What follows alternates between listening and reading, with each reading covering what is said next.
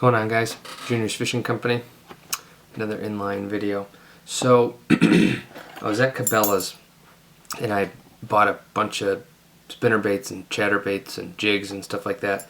And I bought this 1 ounce Northland tackle, I think, spinner bait, and I'm going to end up probably maybe making a video with this one.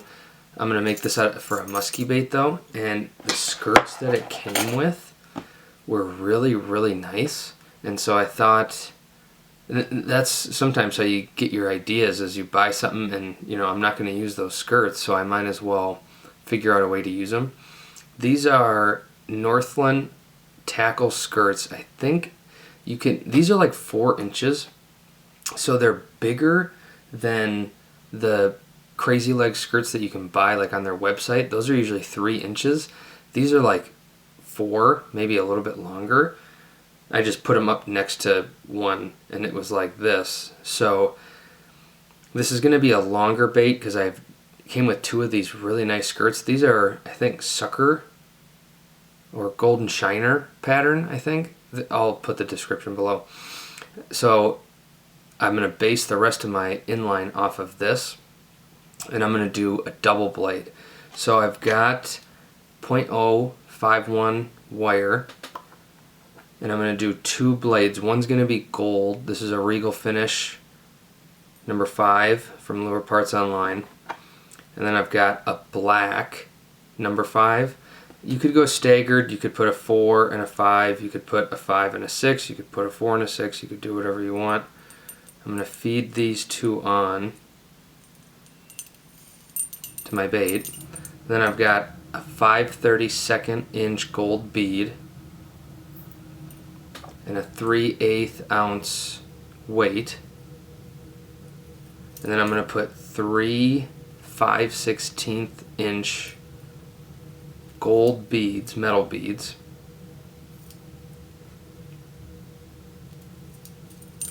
And this gold and black kind of matches perfectly with this skirt.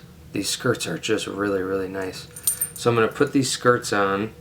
I'm going to flip it, and just using the point of my wire, I can even this out as much as I can, because sometimes when you flip it, all of them go to one side, and you don't want that.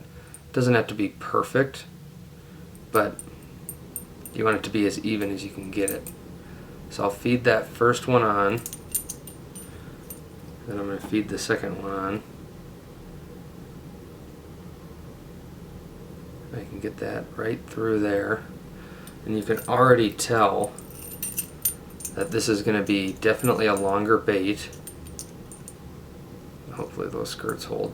And you can see these gold blade, or the gold blade and the black. Hopefully that reflection isn't too bad.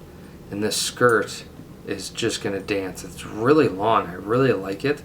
If you could buy these, I would order a bunch of them, but I checked the website and I didn't see them, at least. So I'm going to get this wire bent up, and we'll see you after. Okay, so now when finishing off your inline, to make the other loop on the bottom, I'm going to show you the steps of how to do that. So when you make your inline, the loop that comes with it is going to be the top, and then you're going to bend out whatever you don't need. And the first rule when you're doing this is you want to make sure that on the top of your bait you leave a 1/4 inch or less to allow that clevis to spin without hitting the top bend in your wire. So I've got these little pliers that help create kind of the nice little loop. So we can just pretend I left this blank so that you're going to be able to see everything well. So I'm going to take this right at the bottom where the widest part is, and I'm going to bend it about parallel with itself. And then I can take it over to my little screw here, and I'm going to want to make sure that this blank line is down towards me.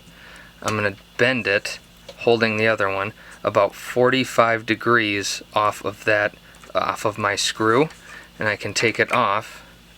Now it'll get a little crooked. So take a pair of pliers